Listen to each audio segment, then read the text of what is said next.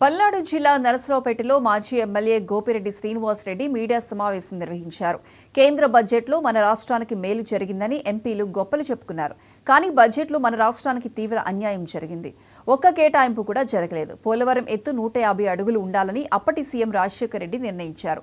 150 అడుగులు ఉంటే 194 టీఎంసీ నీటిని స్టోరేజ్ చేయడానికి అవకాశం ఉంటుంది.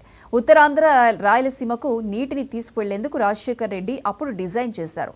కానీ కేంద్ర బడ్జెట్లో పోలవరం ప్రాజెక్టు ఎత్తు 41.75 మీటర్లకు తగ్గిస్తూ 135 అడుగులకు కుదించారు. పోలవరం ప్రాజెక్టుని పూర్తి స్థాయిలో ప్రభుత్వం నీరుగార్చిందని గోపిరెడ్డి శ్రీనివాసరెడ్డి విమర్శించారు. రాష్ట్రానికి జరుగుతున్న అన్యాయంపై పోరాటం చేస్తామని గోపిరెడ్డి చెప్పారు. Nagarjuna Sagar right branch canal స్టెబిలైజేషన్కి, స్థిరీకరణకి, అట్లనే రాయలసీమకి నీళ్లు ఏ విధంగా తీసుకొస్తున్నారు, ఏ విధంగా తీసుకొస్తారు, దీని గురించి ఏం మాట్లాడతారు మీరు?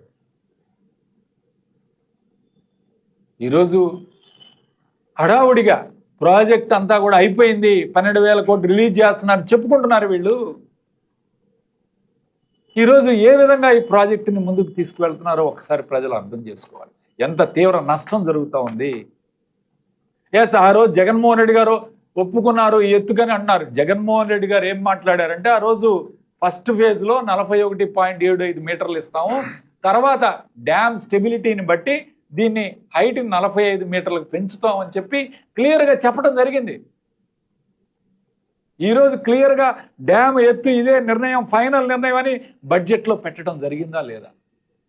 అలా ఎందుకు పెట్టారు ఇవాళ?